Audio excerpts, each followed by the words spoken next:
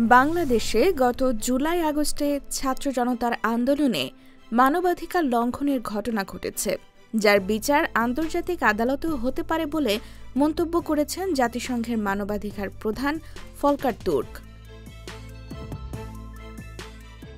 বুধবার ১২ ফেব্রুয়ারি জেনেভায় জাতিসংঘের মানবাধিকার কমিশনের প্রতিবেদন উপস্থাপন অনুষ্ঠানে তিনি একথা বলেন। তিনি বলেন, বাংলাদেশের সামনে এগিয়ে যাওয়ার জন্য অপরাধীদের জবাবদিহিতা নিশ্চিত করা জরুরি। দেশীয় বিচার ব্যবস্থার পাশাপাশি আন্তর্জাতিক আদালতেও বিচার সম্ভব।